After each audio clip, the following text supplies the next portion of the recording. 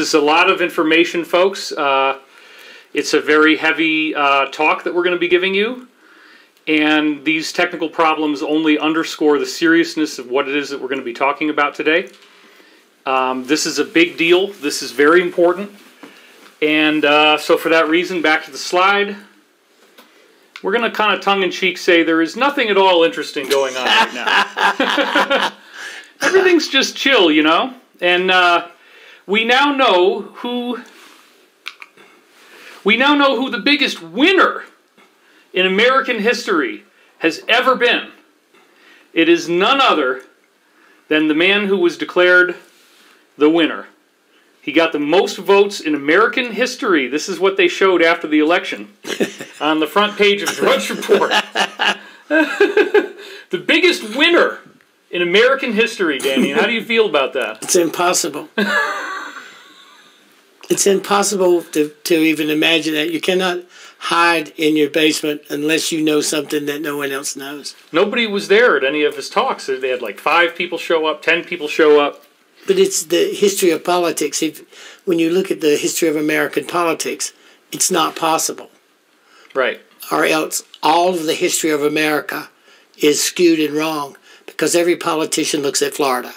And Florida gives you the demographics of what's going to roll across the country. Mm-hmm. It's the Electoral College is important, but Florida is the most important. When you saw Florida, then you knew what was going to happen, and it didn't. Yeah. And there was also a surprising, on the Dem side, surprising losses, which normally the party of the winner is usually going to win well in the Senate and in governorships, and that did not happen. Especially in a presidential election. Right.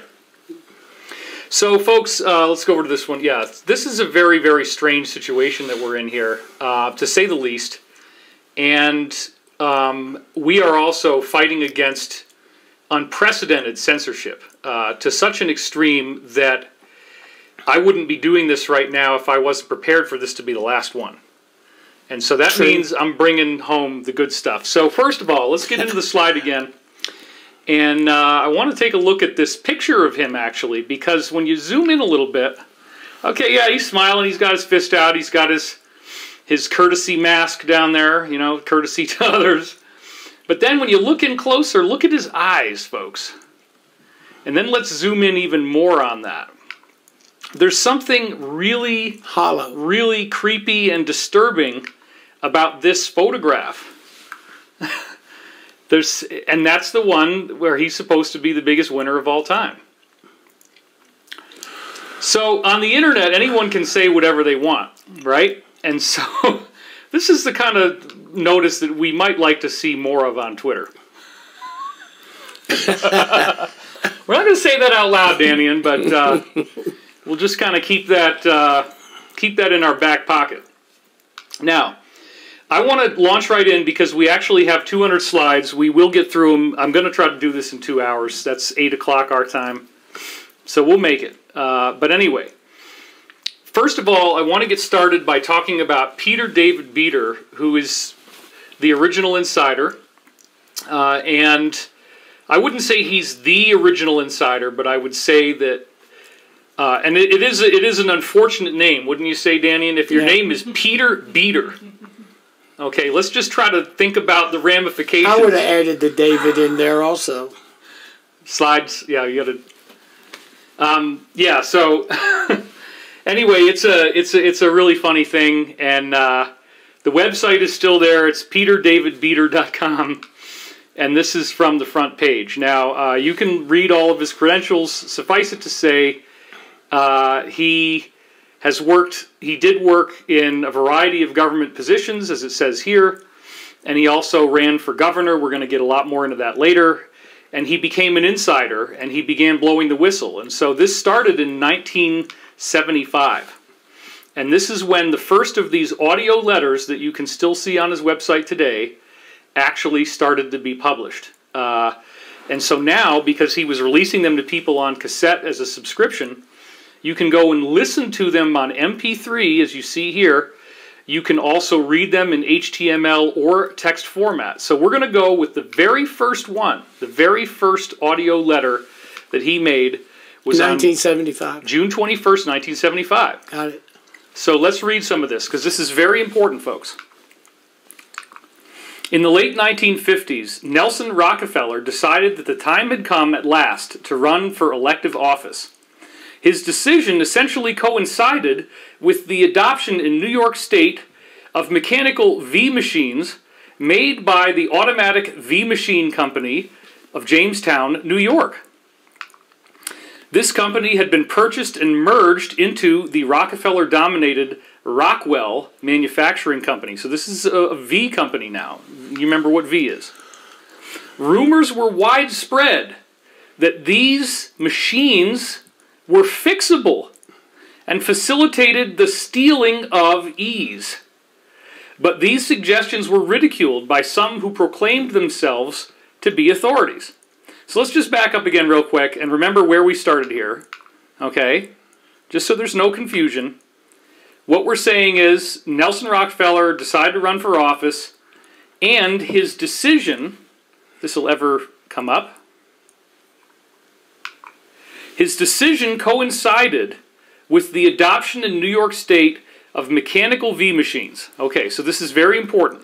As soon as New York State actually picked up the mechanical V machines, as soon as they started using them, this is when he decided to run for office in the late 1950s. Okay, and you see where this is going to go. You can already see where this is going. No question. This company had been purchased and merged into Rockefeller-dominated Rockwell Manufacturing Company. Rumors were widespread that these machines were fixable and facilitated the stealing of ease. But these suggestions were ridiculed by some who proclaimed themselves to be authorities. In any case, Nelson Rockefeller, New Deal Democrat, resolved to enter the race for the governor of New York State as a Republican, since the Democrats were committed to nominating someone else, Averell Harriman.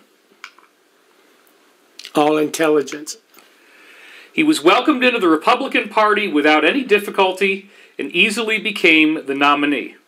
So here he is right here, folks. This is Nelson Rockefeller. He is a very, very creepy guy, which you can kind of see in this picture. And his weird out-of-date glasses, even for 1975, nonetheless became, in this movie, the Kingsman, the Secret Service, they use, as you can see that, Dannion, the exact same glasses as Nelson Rockefeller in the 1970s, which clearly does not seem to be an accident. Okay, so... But it would be to set some kind of psychology in play. Absolutely. No, look. How you would identify with a certain character. We could divert to the Kingsman Secret Service story for just a little bit here. And we can say that these two movies are grotesquely DS-oriented, cabal-oriented. So they are basically showing themselves to be, the hitmen for the cabal. And in one of these movies, one of these agents actually goes into a Christian church and just starts hacking everybody apart. And they make it like it's funny, and they have rock and roll music going on. It's crazy. That's insane. Yeah, it's crazy. And then the villain, played by Samuel Jackson, is this guy who wants to greatly reduce the Earth's population with a chip through a chip that's in the cell phones that he gives everybody. He gives everybody a free phone, right? The free services that you don't have to pay for. Barack did it. And then embedded in there is this technology that ultimately causes everybody's heads to blow up. Everybody that they want gone. And so it's a very, very revealing... It sounds familiar, David. It certainly does. I've heard this story before. All right, so let's go back to the slide. But how you would use those glasses to set some type of psychology, if it's politics, is a strategy behind it. I think they want you eventually to go back to Nelson Rockefeller's pictures and decide that he's a good guy because he reminds you of the movie. That's what I think is going on. I think it's like an homage to Rockefeller because they see these people as gods. Well, all the way to the highest point of the Rockefeller Foundations, and all of that stuff you hear. Okay. So after winning the election, back on the slide now, handsomely I may say, Rockefeller promptly took full control. After he won the election, he took full control of the automatic voting machine company by buying up stock from minority stockholders at $20 a share, 5 times greater than the market price of $4 a share. Of course, there was no suggestion that this reflected his evaluation of the role the machines may have played in his election. Okay. Several years later, after he had already bought this company and bought these machines and won the election with them, apparently, is what he's implying, in the early 1960s, a great hue and cry, a big drama, arose in Louisiana about the stealing of ease by means of a different machine in use there, the Shoup voting machine. Finally, the legislature was forced to act. Now, because this is so significant, I wanted to look and see if we could find anything about this now, the Shoup voting machine. So I went to Wikipedia. Sure enough, here it is. And what you can see, Shoup Voting Machine Corporation, blah, blah, blah, blah, blah. Look down where it says contents and look at number 2. What does number 2 say? Criminal cases. And then when you go down to the criminal cases section, this is what we have right here. So let's go ahead and read that text. In July, we're going to read some of it. You can go back and pause it if you want to read the whole thing. In July 1971, United States Attorney General, this is the highest level lawyer in America, okay? Nixon. Yep. Nixon's Attorney General. That's right. John N. Mitchell announced that the Shoup Voting Machine Corporation of Philadelphia, its subsidiary, Southern Municipal Sales Incorporated, Shoup President Irving Myers, Company Executive Vice President Martin Schott, several other Shoup employees, and other individuals had been, catch our breath, that's a huge sentence, indicted. Here it comes, folks. The Attorney General announced that this voting machine company was indicted by a Philadelphia grand jury for a total of 4 different indictments for bribery, mail fraud, and the ever-elusive conspiracy. And that could be anything, but let's think about it for a minute. You got a V machine company, right? And they're indicted by the U.S. Attorney General for conspiracy. Do you think that might have something to do with rigging something? Or how would you negotiate with them to use those machines or variation of those machines in other precincts or counties? Exactly. We're going to get into that. We're going to get into that. As you describe this plot, from a political point of view, I get it really fast, but I'm amazed at what I'm watching. And it's already on the totally controlled wiki, you know, so the wiki is definitely not your friend. Anyway, here we go. Look at this. According to one indictment, Shoup officials conspired to sell 200 machines. This is off of wiki now, okay? Shoup officials conspired to sell 200 machines to Hillsborough County, Florida, for $530,700 using bribery. Now, what does that mean? That just means that they're going to pay people off in the government of Florida, in this area, the Hillsborough County. They pay you off to use government money to overpay for these machines. Okay, so that's what we're going to see. Just so you're clear on this. $530,000, $500,000 is way too much. This is, as you can see in the slide again, $2,653.50 per machine. And then they bought 180 out of the 200 machines back as quote-unquote scrap right after they sold them for a total of only $5,400, which means that Florida was left owning 20 machines for $525,300, and then if you take the per machine cost of what they paid for those 20 machines, that's $26,265 a machine, but at the surplus price, it was only $30. Yeah. So that's about as stinky as you can get. It's a clever grift, right? Like the Afghan War. Cost plus. Okay. If you had cost plus in the war, you would get the generators in. You'd take the spark plug out, you would break it, you put the spark plug back in, you test it, crank it, you would surplus it, and then you'd order another one. I mean, that's standard cost plus. So this is just a way to move money around. A way to bribe people. Right, okay. Another indictment, remember there were 4 of these, okay? Another indictment charged that Shoup officials then bribed an official of Harris County, Texas, to buy 100 of them. Well, they'd already knocked them down to free, basically, because they bought them back for $30 a pop. Yeah. Now they're going to sell them again in Texas, the same machines, okay? So now you can see, okay, if the actual unit cost that they were selling them for started out as $2,600, that's $265,350 to buy 100 of them. So this is clearly grift, and it's right there again on Wiki, in the middle of Big Tech Central. On March 1st, 1972, the Sarasota Herald-Tribune reported that Shoup had changed its plea. This is so important, folks. Please do not tune out right now. Shoup had changed its plea from innocent to no contest. And that means, again, Dannion, the deal was in. They know no contest means we're guilty. Yeah. Okay? Paid a so fine. all this stuff they were doing, selling off these voting machines, buying 180 out of 200 back, keeping the money, it's crazy. They're still doing it today. That's way ahead of where we're I don't mean to do it, but it's just imagining how the system works as you're showing it. It's great. Yes. Keep rolling. They were fined a piddly $45,000. That's all they had to pay when they pled guilty. And a former salesman changed his plea to guilty and received a sentence of a whopping 181 days. Whatever. Stealing elections. Then it goes on. In 1972, and again, this is off of Wiki, C.H. Sammy Downs, a former Louisiana state senator, serving as his state's public works director in the administration of Governor John McKeithen, resigned. So Sammy Downs, a former senator in Louisiana, resigned when he was again indicted by a federal grand jury for bribery in connection with procuring state business for the Shoup Company. This is the same thing we were just reading about. They're doing it again, 1972, a year later. The firm was also indicted in the case. This appears to be C.H. Sammy Downs, the Louisiana senator. As best I can tell, it's the only picture that might be him. I'm not 100% sure. Don't hate me if you find out that I'm wrong, but I'm just trying to give you a facial reference here for Sammy Downs. This is the best I could come up with. It's probably him.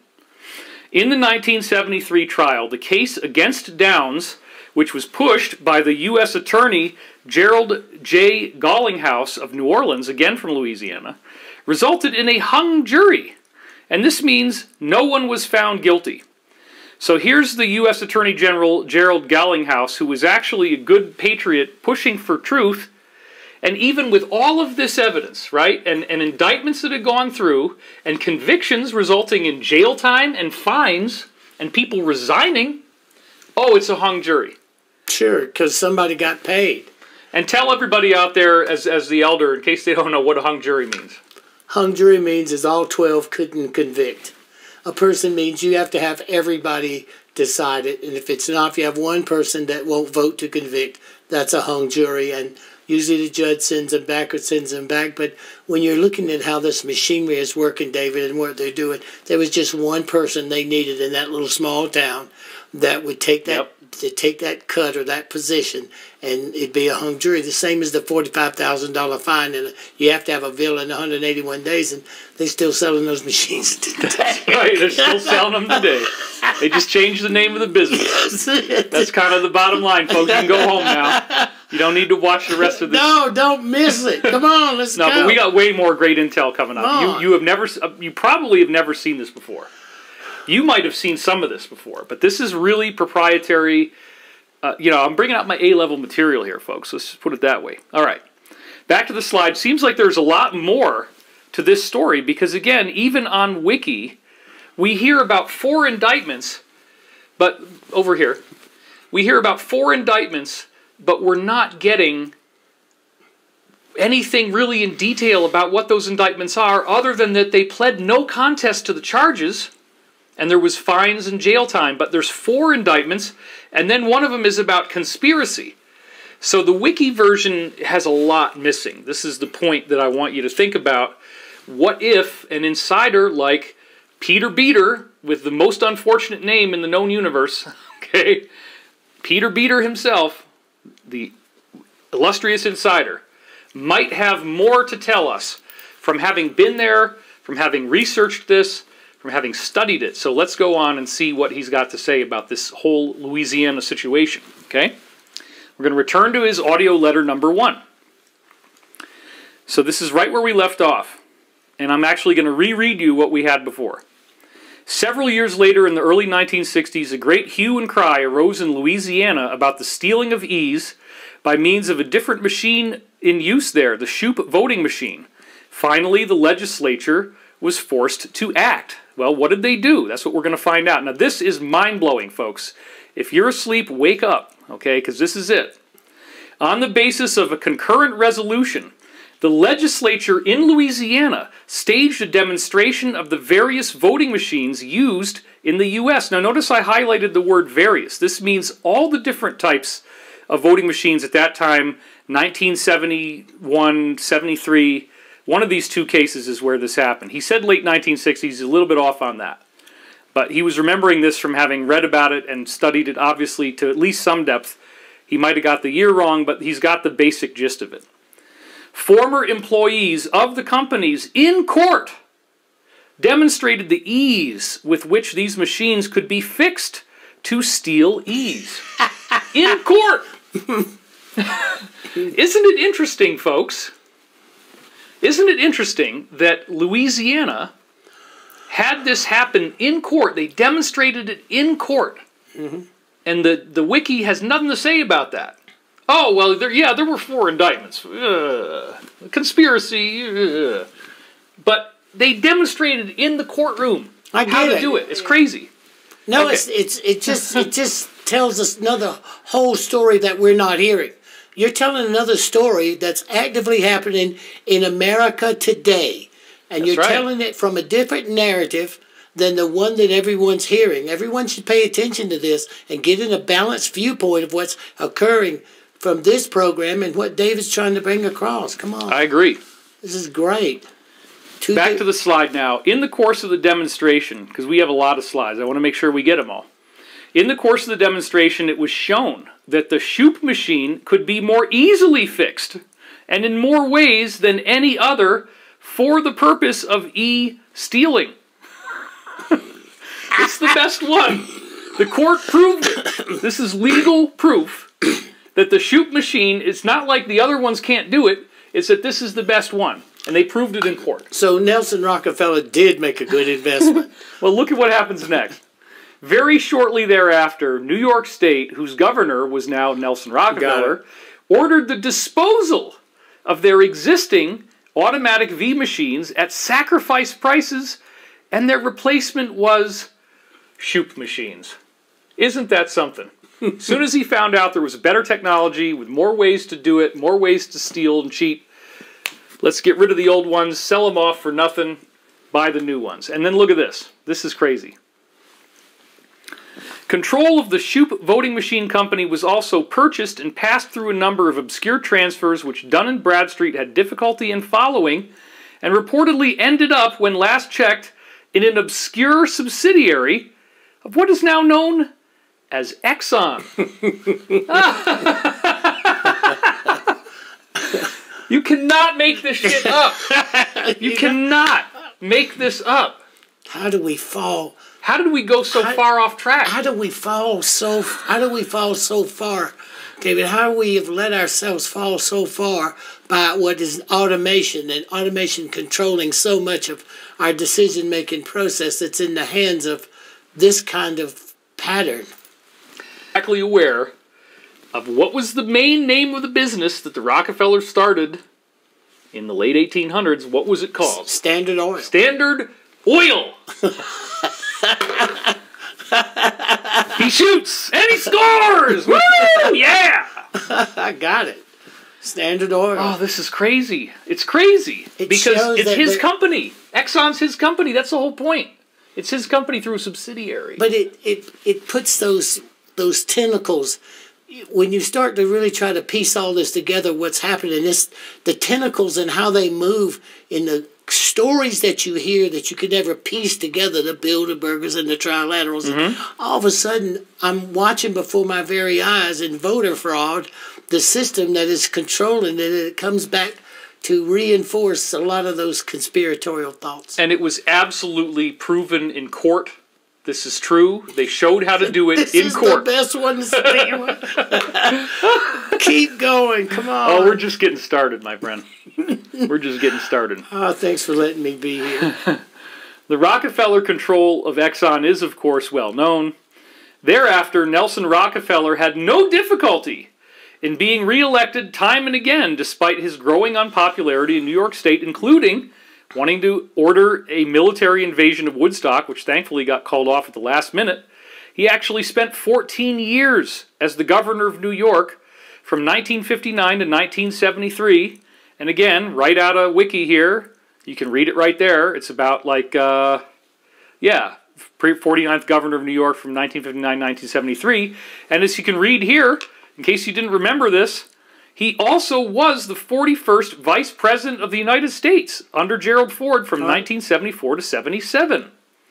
And you think maybe, just maybe, they were maneuvering him? 100%. Hoping, wishing, praying that he would become President of the United States? 100% that's what they were doing. Absolutely. 100%. Absolutely. And look how they maneuvered it from the vice presidency. And it's just amazing. It could be so easily done. And look at that. He's shooting right for the top. He's got the technology. He's got the machines. He knows how to use them. Let's go for the gold. Let's go for the President of the United States. That's what he was shooting for. All right. Now, back to the slide again. We're going to pick up from another article that is linked on Peter Beater's website. Okay, this is the source. Dr. John Coleman, and this is just something about the Committee of 300, one of many names. This was written in 1992. Here's the link where you can find this. So this was obviously seen by either Peter or his heirs and successors as a very, very critical document that backs up everything he says. So basically, Peter agrees with all of this. And actually, it looks like this was still Coleman that wrote this. As I said in 1981, we are set up politically, socially, and economically so that we remain locked into the Club of Rome's plans. That's the top of it, the way he calls it. Okay, there you go. Everything, including V, of course, is rigged against us. And this is something he's asserting as a fact. And we see that it was proven in court. If we are to survive, then we must break the stranglehold the Committee of 300 has on our government. In every election since Calvin Coolidge ran for the White House, the Committee of 300 has been able to plant its agents in key positions in government so that it does not matter who gets the White House post. For example, every one of the candidates who ran for the presidency from the time of Franklin Delano Roosevelt were selected, or some like to call it hand-picked, picked by machines, by the Council on Foreign Relations, acting on the instructions of the RIIA, and this is the Royal Institute of I forget what it is, but it's Royal something or other. It's not the Recording Institute of America. Especially in the 1980 election, every candidate for the highest office in the United States was run by the CFR. Hillary made a big statement when she was in Chicago to them, like, it's good to be back home where everything works from. It was a quote she had. Therefore, it was of no consequence to the conspirators who won the presidential race, because the candidates were always controlled. Through such Trojan horses as the Heritage Foundation, the CFR, all key policy-making positions in the new administrations were filled by the Council on Foreign Relations nominees, and before that, since the 1960s, by the NATO's Club of Rome yes men. This is again going back to the Vatican, folks. That's what he's saying. Thereby ensuring that key policy decisions bore the indelible stamp of the Club of Rome and the CFR, acting as the executive arms of the Committee of 300. Both the 1984 and 1988 elections followed this long-established pattern. And we're going to see more on this. The only way we can fight back is by exposing the conspirators and their multiplicity of front organizations. We need men and women with experience who can formulate strategy to defend our priceless heritage, which once lost will never again reappear. Well, thankfully, that's the alliance, and that is exactly what's happening now. And this is like 1961? 1992 is when this was written. This is the point of observation based on where he was watching the transition from Reagan into Bush, right, and into Clinton, and seeing how that had to be handpicked and looking at what America would have to do to preserve itself. Absolutely. So it's a long laid out plan. So back to the slide again. We need to learn the methods the conspirators use. Learn them and adopt countermeasures. Well, that's what we're doing right now. Only a crash program will stop the rot which is consuming our nation. So we are going to learn the methods they use, and we're discussing them now. So let's go on now to audio letter number 60, and notice the date, Dannion. November 30th, 1980. Now, you were around during that time, so was I. Mm-hmm. This is after the election between Carter and Reagan. Now, we're going to hear some things about the great election surprise, so let's dive into this. It'll go back to oil, too. It probably will. So topic number 1. So this is number 60, audio letter number 60. And remember that when he first did his audio letters, the very first audio letter was about the elections. So topic number 1, the great election surprise of 1980. Then topic number 2, the planned collapse of America's banking system. Topic number 3, the new age of warfare by stealth. Isn't it interesting how prophetic this from 1980 is? Election surprises, collapsing of the banking system, and stealth warfare. All of those headlines are exactly what we're seeing right now, a planned collapse. And there's lots of evidence for that that's outside the scope of this one show. And they have road tested it. Yeah. It was 2000, look at 80, and then 88, and then Absolutely. Look at 2002. You look at 2008. They've road tested the formulas. Okay, so this is probably going to blow a lot of people's minds here. Topic number 1. I'm reading it right out of there. You can go to that link and get it yourself. For weeks now, Washington has been buzzing about the great election surprise of 1980. Right up to the last minute, all the opinion polls were saying the same thing, that the race would be too close to call. But when the television networks began their election night coverage, instead of saying that it's too close to call and that both candidates are equally likely to win, the TV networks told a radically different story. Only 15 minutes after the polling had closed on the East Coast, NBC declared the entity Ronald Reagan the winner. On the West Coast, the polls were still open, but because he'd already won, the voters started drifting away. Even more shocking, the alleged President Carter himself conceded defeat less than 2 hours later. West Coast polls still had an hour to go at that point, but many remaining voters just gave up. By then, it was fast becoming clear that V machines nationwide had registered a landslide in the name of Ronald Reagan.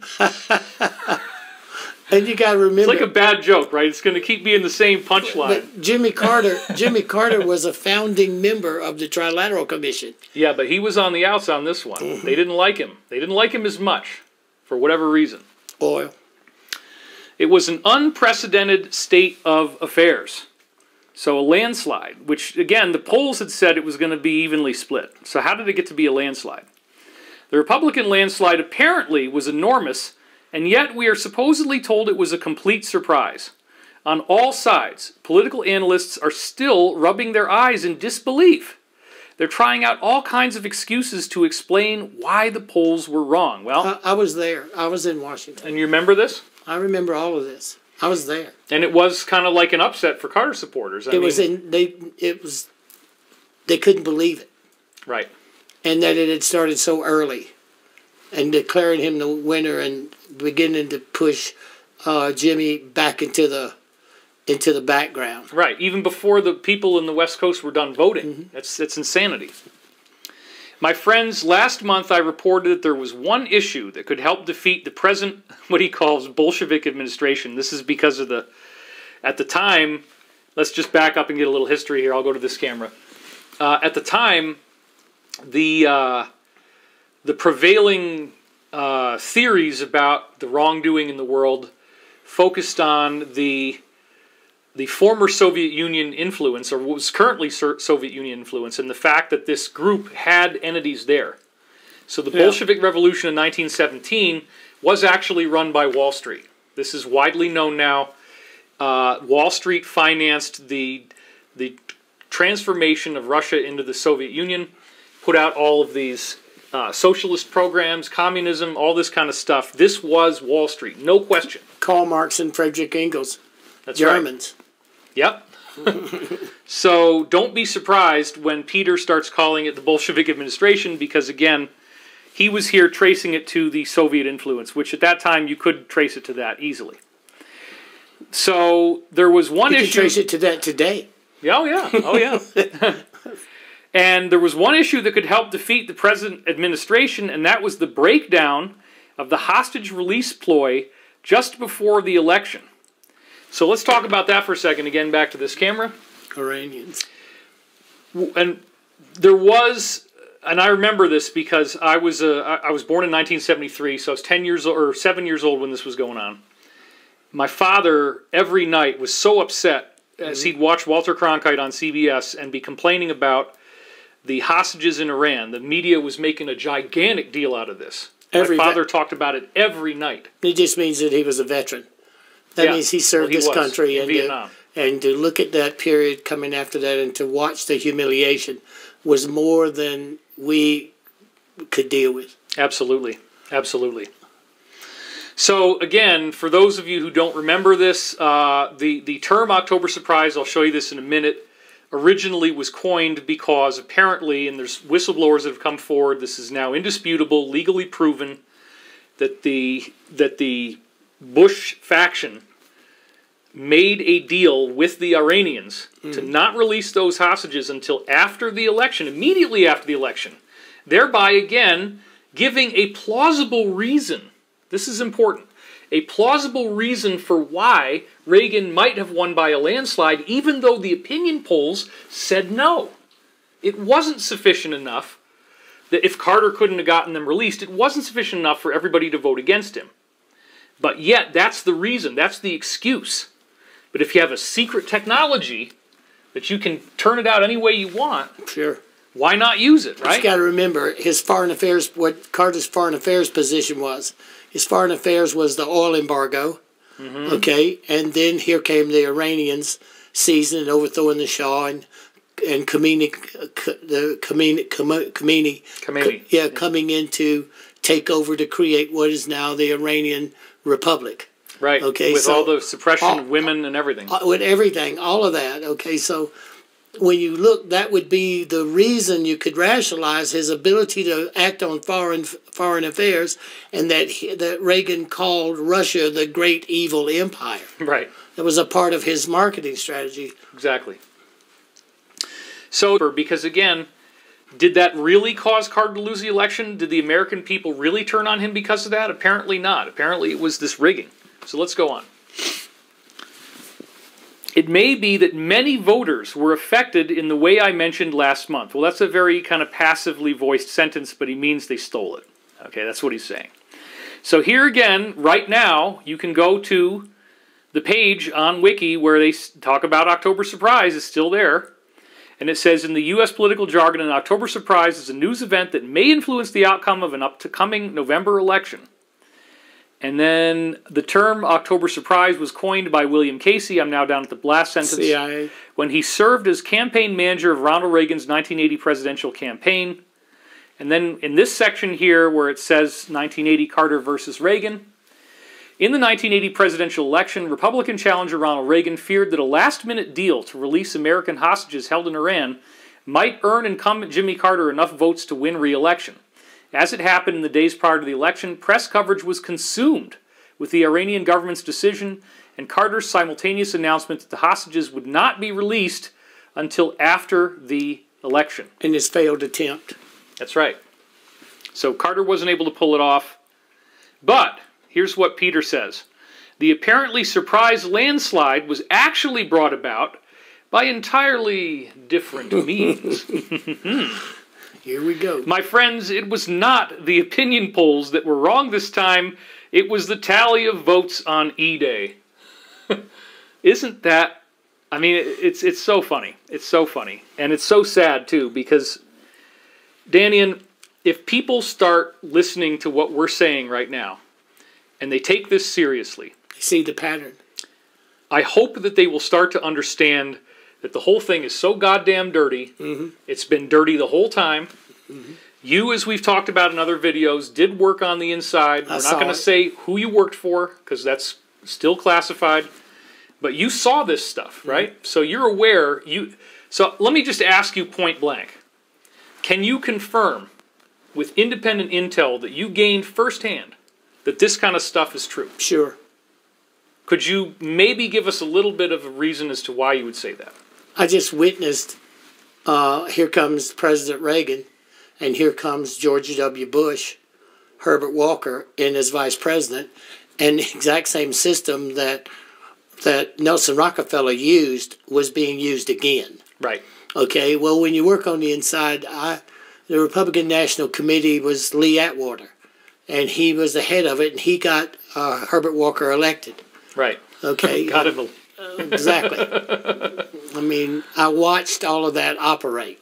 Okay. Okay, so I see, I watch what you're doing, and I see that the same things are being recreated as you tell a story that gives people an option to really take a good look at how exciting of a times that we're living in.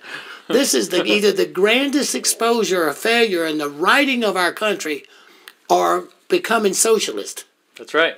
The Communist Manifesto. And that's the two choices that we say we made. That's right. That's insane. With more votes than ever in history. The biggest winner in American history, the winningest man in the world. Nobody's ever won this many votes. Maybe in India or China or something, right? You could probably win more votes in India. You got 2 billion people.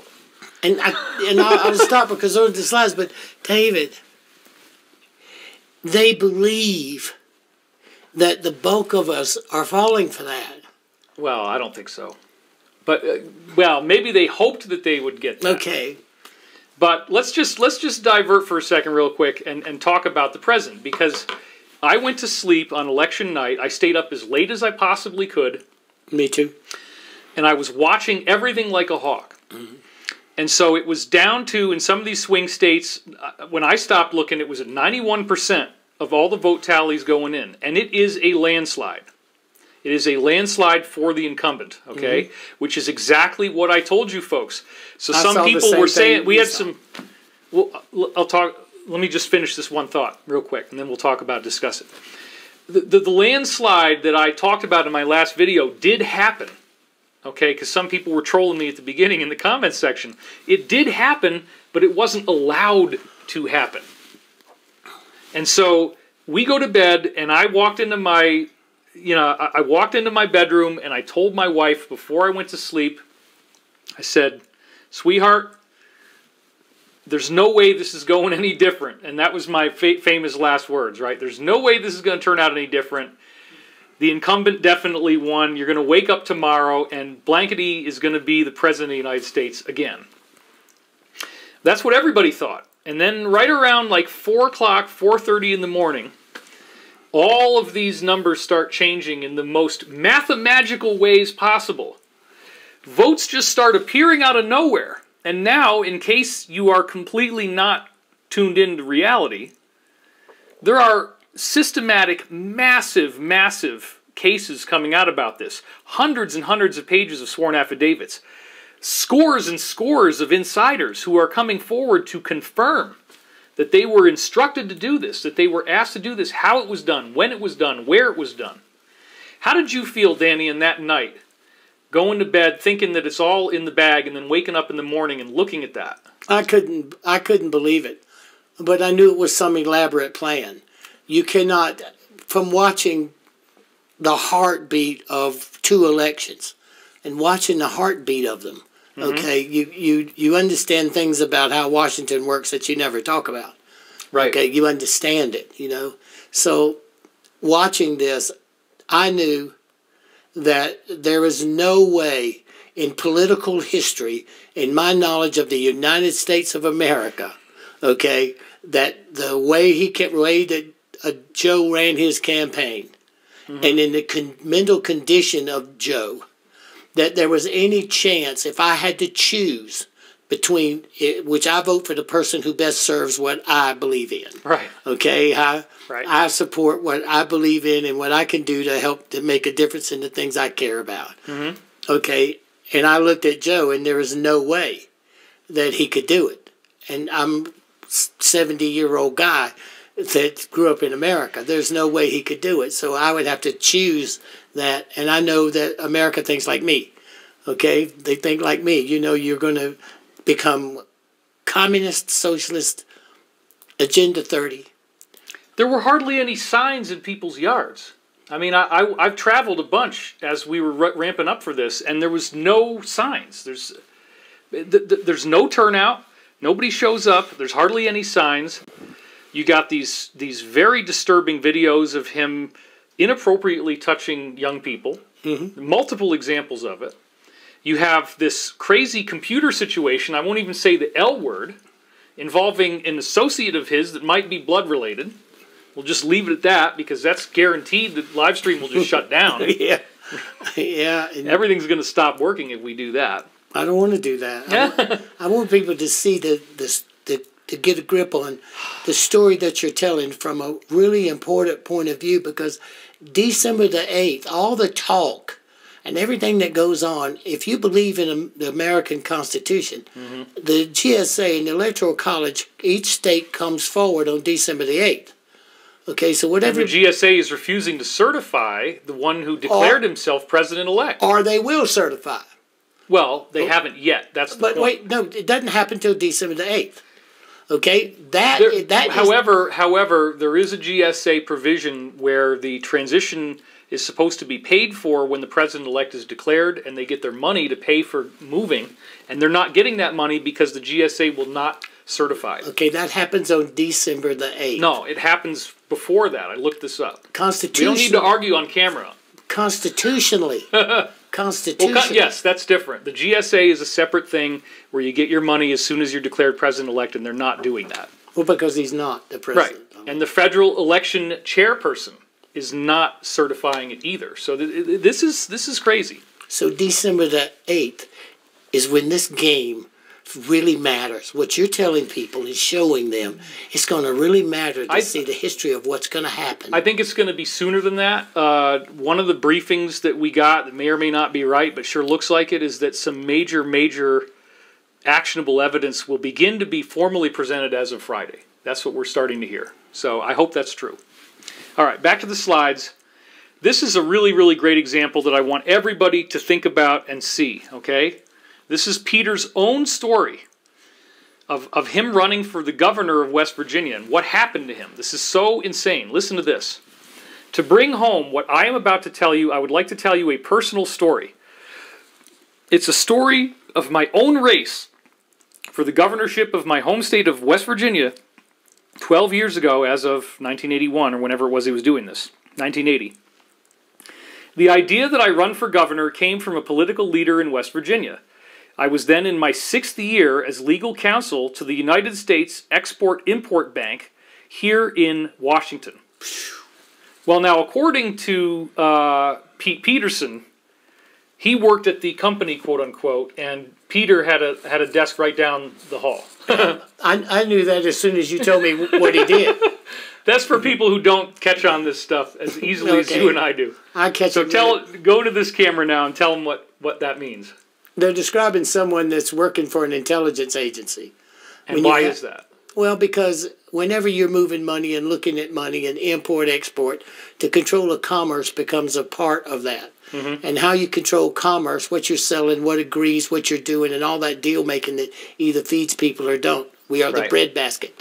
Okay, so what we traded for was control of oil and food. So if you look at in his 6 years... Don't forget to look people in the eye, too. That's if you look at his 6th year as a legal counsel, that means he's in the game. Absolutely. So you just reinforce for us, you just reinforce that the story we're hearing is legitimate with what I know about how intelligence people are identified. Right. And let me also just point out real quick that everybody had the opportunity to tear him apart with these audio letters because they were published. None of this has been disputed, okay? So that he had these positions, it's all been fully verified. So in 30 seconds, a hater could say, oh, this is BS. It's not true. This has been standing there since 1980. Well, if I were you, everybody, I would be downloading this stuff because That's right. after this gets out, it will disappear. It's going to disappear. I promise you that. That we know for sure. That we know for sure. Come on. All right, let's dive back into this. I had been appointed to that mysterious position in 1961 by President Kennedy himself. And apparently there were those who remembered my efforts in helping Kennedy win in West Virginia in 1960. In any case, I decided to accept the suggestion.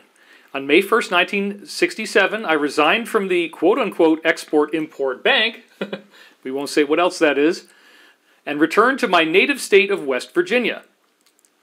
For the next year, I carried out an exhausting grassroots campaign throughout the state. My wife Lily and I went everywhere and spoke to everyone, or so it seemed. There was not a county we missed, and there was hardly a hand that I had not pressed.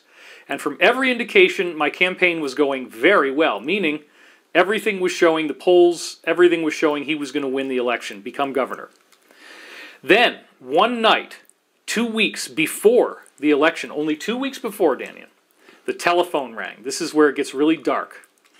When I picked up the telephone, a voice said, "This is so-and-so." Now, it's interesting here, before we go any farther, let's go to the wide shot real quick. It's interesting here, Dannion, that he doesn't say who they are. But you just found out what he worked for, what community he worked for. Yeah. By the very title of the Export-Import Bank. I get it. Chief Legal Counsel. And so somebody that he used to work with, let's say, he doesn't say that much, but I will. Somebody he used to work with called him up and gave him the quote-unquote gold or lead offer. Right? You either take the gold or take the lead. Or give us the gold in this case. So let's watch this. This is the deal. This is the deal. I want to know what the deal is. How did they structure it? How do you structure it?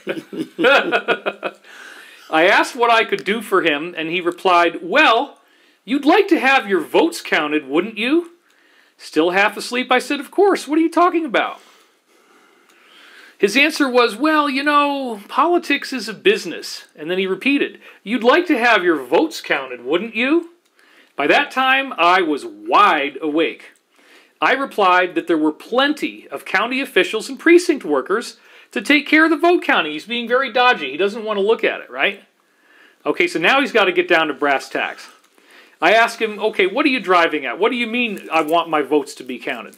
"Don't you understand? This is just how it's done. No question. If you want your votes counted, it'll cost you $250,000. And who you gonna tell? I mean, come on.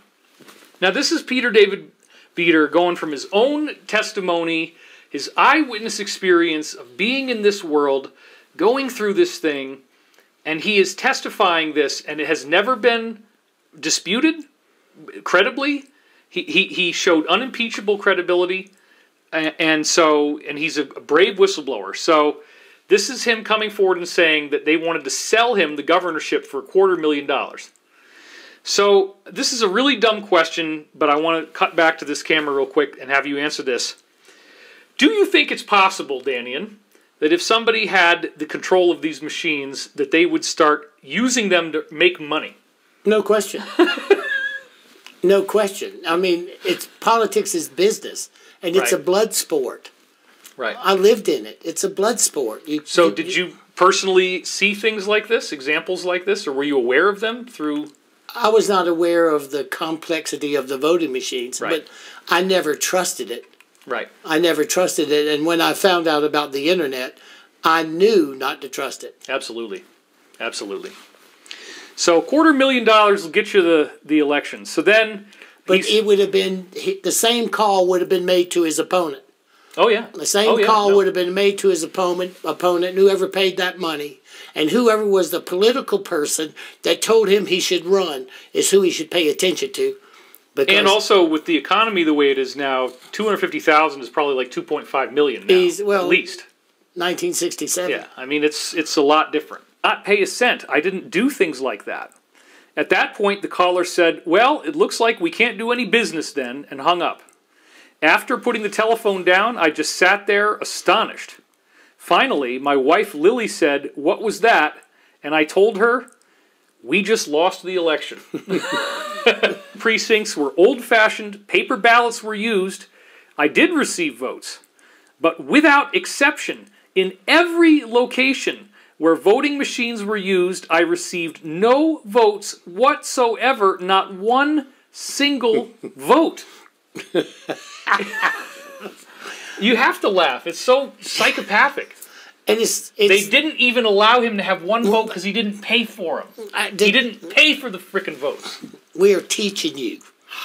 Got it. This is the control. Dude, this is crazy, right? I mean, like, and how have they been able to keep all of this stuff so secretive that still in the MSM right now, oh, there's never been a real problem with any U.S. election. Yeah, there was the 2000 thing, but it's very sound. The electoral process is sound. But look at what you're showing, David. If you just look at what you're showing and you match it to today, you take it and you match it to today, and the more advanced as it is, but this is my crisis with the BS or whatever you want to call them, the absolute sheer arrogance that they operate with. I know. That arrogance that we are some dumb tribal movement that you can maneuver us like sheep.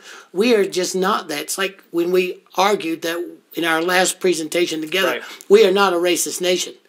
We are not a racist nation, and we predicted that they would fail at that. We are not a racist nation, and I think there's pockets of it, but as a whole, we're not. I mean, they there's lost. Always radicals. They couldn't start a war. Yeah, they couldn't start a war. Yep. So it's pretty amazing to see how this so importantly evolves. Next interesting part of this that I'm about to show you, Peter actually had the guy who did this, the guy who rigged the machine, come in with a Baptist minister and start crying and confess to what he did. That's what you're about to see next. This is amazing. Look at this. Then about 2 weeks after the election, I received a phone call from a Baptist minister. He was asking to meet me because something important had come to his attention, so the next day I met the minister in a town near Beckley, West Virginia. He had another man with him. The good minister told me that it's not up to me as the minister to forgive you, it's up to Mr. Beater. Does he want to do it or not? So I asked the minister's friend what it was that he had done to me, and he said, Mr. Beater, I fixed the voting machines against you. And then he blurted out the whole thing. He said that he was known as a repairman for these machines, but he explained that when he went to the factory school from the voting machine company in another state, whatever is wanted. There you go. For example, voters who pulled the lever for me thought they were voting for me, but inside the machine would be adjusted to transfer the vote to another pre-selected candidate. So, Dannion, this is why not vote. And automatically vote it for the other guy. And that's mechanical. Unless you pay $250,000. But that's mechanical. That's mechanical. The machine cannot vote for this man. It's impossible. It only registers. That's why he got none. That's why he got none. Now we're in the Isn't internet. This amazing? Yes, yeah. My God. And it's so, it brings reality from the beginning. It's not just something that's happening now. It's something that's been continuously happening that we're now aware of. And by the way, I mean, even though I'm kind of laughing and excited about this, I'm also disgusted by this information. I'm horrified, and I want you to have it. I want you to know the truth. Because how are we going to ever get anything... How are we ever going to get the public vote to be real, to be fair, to be warranted if this is what's going on? And remember, Peter had a witness now, a guy who was willing to ask for forgiveness. He confessed, which means that's provable in a slide now. I could hardly believe my ears as he was confessing that he rigged these machines. Over a year of grassrooting the state down the drain, and all because of a specialized slot machine known as a V machine. I asked him why he did such a thing. He was not the only one, that there were others all over the country doing the same thing. Then he broke down and cried. He said he wanted me to know and to decide if I wanted to forgive him. By this time, all three of us were in tears. I placed my hand on his shoulder and I said that I did forgive him. Later, I went to the fraud section of the United States Department of Justice here in Washington. They told me that the governor's race was merely a local matter, so the federal government could not investigate. Isn't that convenient? I also looked into other avenues for possible legal redress through the document. He's a top attorney hired by Kennedy to be an attorney. And in the end, the courts always do nothing. So ended my governorship race in West Virginia in 1968. So right there, the implication, folks, is that the court system itself is rigged. So there is nothing going on that's going to stop this. You can't go and call, but he did have 2 witnesses, and they refused to hear him. They said, oh, that's state, that's not federal. Okay, back to the slide. But it shows it's rigged. It's totally rigged. In every presidential election since voting machines have been used, there have been charges of fraud in certain states, in every election. And that goes back to the pretty obvious. If there's too many people voting, you know, like you don't Nevada, have enough population. Like in Nevada, 104%. Oh.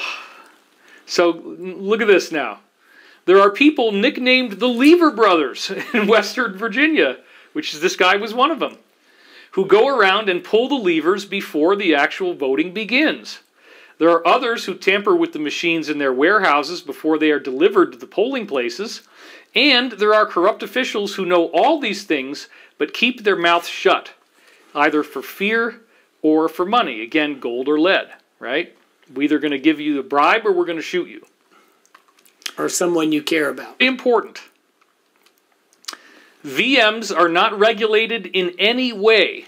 They were developed from slot machines, which of course are built to be. There you go.